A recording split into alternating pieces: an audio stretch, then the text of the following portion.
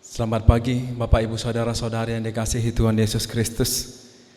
Puji syukur kita dipertemukan kembali bersama-sama di dalam ibadah pagi kita sebelum memulai aktivitas kita pada hari ini.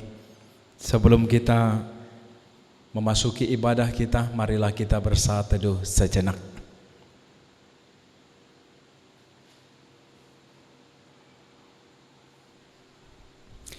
Bapak Ibu Saudara-saudari yang dikasihi Tuhan Yesus Kristus, marilah kita bernyanyi dari buku ND HKBP nomor 125 ayat 1.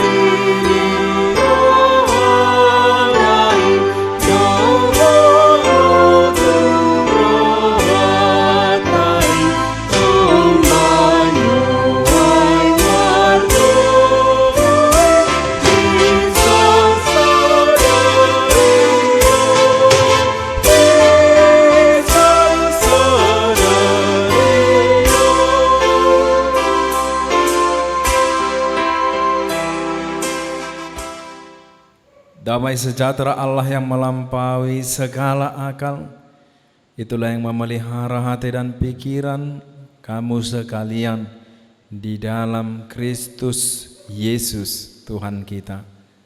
Amin.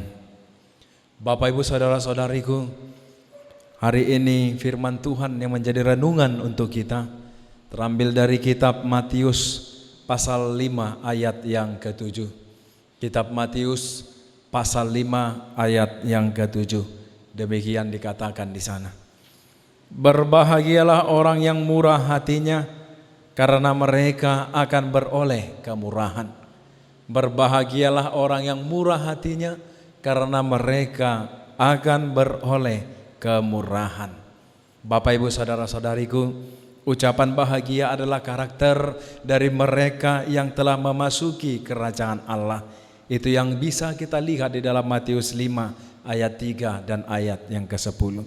Kita telah belajar bahwa orang percaya adalah mereka yang menyadari kekurangannya, kekurangan kebenaran hidup mereka di hadapan Tuhan.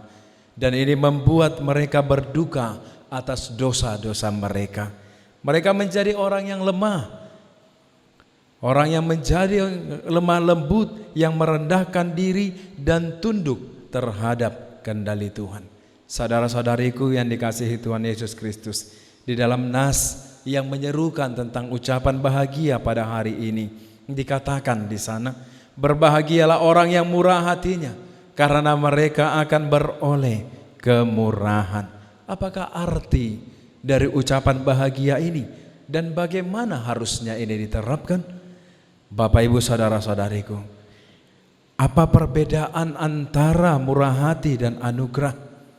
Kita lihat dalam hal ini, murah hati adalah kebaikan yang ditawarkan kepada mereka yang menderita atau tertekan. Ini sering sekali menyangkut atas belas kasihan atau kesabaran yang ditunjukkan kepada pelaku, seseorang yang hanya berhak mendapatkan keadilan. John MacArthur mendefinisikannya sebagai berikut: belas kasihan memenuhi kebutuhan orang lain. Ini bukan sekadar perasaan kasihan, tetapi menunjukkan kasih sayang. Tidak hanya simpati, tetapi juga memberikan uluran tangan. Murah hati adalah memberikan makanan kepada mereka yang lapar, menghibur yang berduka, mencintai yang ditolak, memaafkan yang bersalah, menemani yang kesepian. Oleh karena itu adalah salah satu yang terindah dan yang paling mulia dari semua kebajikan. Saudara-saudariku yang dikasihi Tuhan Yesus Kristus, kitab suci mengajarkan kita bahwa Tuhan itu penuh kemurahan hati. Paulus juga menyebut Tuhan sebagai Bapa yang penuh dengan belas kasihan dan Tuhan dari segala penghiburan. Itu bisa kita temui di dalam 2 Korintus 1 ayat yang ketiga. Saudara-saudariku, Paulus mengatakan bahwa Tuhan menyelamatkan kita bukan karena perbuatan kita, bukan karena tingkah laku kita, namun karena kemurahan hati Tuhan, seperti yang tertulis di dalam Ibrani 2 ayat 17 yang menyebutkan bahwa Kristus sebagai imam besar kita yang penuh dengan kemurahan hati. Orang percaya itu penyayang karena Tuhan itu juga sebagai penyayang. Ketika seseorang dilahirkan kembali, kemurahan hati Tuhan mulai terwujud di dalam kehidupannya melalui berbagai cara. Bahkan itu akan menunjukkan identitas kehidupannya di dalam lingkungannya. Saudara-saudariku, dalam hal apakah orang percaya seharusnya menunjukkan kemurahan hati kepada orang lain? Yang pertama sekali, orang percaya menunjukkan kemurahan hatinya dengan membantu mereka yang terjebak di dalam keputusasaan. Yang kedua, orang percaya menunjukkan belas kasihan dengan membantu mereka yang terjebak di dalam dosa. Yang ketiga, orang percaya menunjukkan belas kasihan dengan mengampuni orang yang berdosa terhadap mereka. Saudara-saudariku yang dikasihi Tuhan Yesus Kristus, apakah arti janji Tuhan kepada orang yang bermurah hati? Berbahagialah orang yang murah hatinya, karena mereka akan memperoleh kemurahan. Maksudnya adalah janji Tuhan berarti bahwa Tuhan akan membantu yang bermurah hati pada saat yang dibutuhkannya. Yang kedua, janji Tuhan menyiratkan bahwa Tuhan akan mendisiplinkan orang yang percaya karena kurangnya kemurahan hati mereka. Yang ketiga, janji Tuhan menyiratkan bahwa kekurangan kemurahan hati membuktikan bahwa kita tidak pernah menerima belas kasihan, dan karena itu kekurangan dari keselamatan. Oleh karena itu, saudara-saudaraku, bagaimana kita bisa bertumbuh di dalam praktik belas kasihan? Yang pertama, untuk bertumbuh di dalam praktik kemurahan hati, kita harus mengingat dosa kita sendiri dan situasi putus asa dari hidup kita. Kita harus mengembangkan cinta kepada orang lain. Kita harus mengidentifikasikan diri kita di tengah-tengah orang lain, dan kita harus mengingat janji Tuhan kepada yang penuh belas kasihan, yang penuh kemurahan hati, termasuk kita di dalamnya. Jika Dia tinggal di dalam kita, maka karakteristik kemurahan hati harus terwujud dalam berbagai cara. Tidak peduli seberapa kecil Bapak Ibu saudara-saudari, di dalam kehidupan kita kemurahan hati itu adalah yang terindah. Berbahagialah orang yang penuh dengan kemurahan hati, dan hanya karena mereka akan memperoleh kemurahan daripada Allah.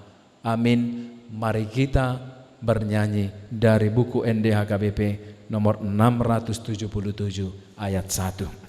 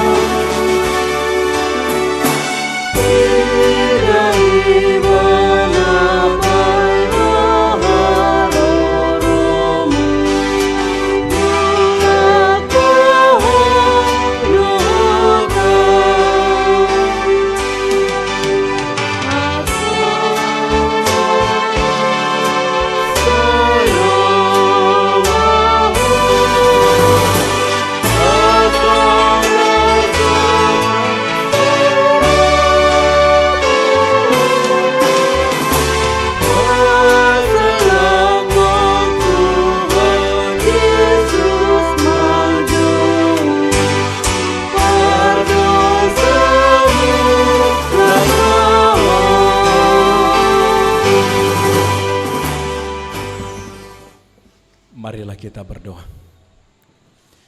Terima kasih Bapa Surgawi atas kasih-Mu yang berlimpah bagi kami, telah menyelamatkan kami dan telah memelihara kami. Bahkan hari ini Tuhan karuniakan kepada kami sukacita menyambut kasih Tuhan di dalam kehidupan kami. Terpujilah Engkau ya Allah. Hari ini kami serahkan hidup kami ke dalam kasih-Mu.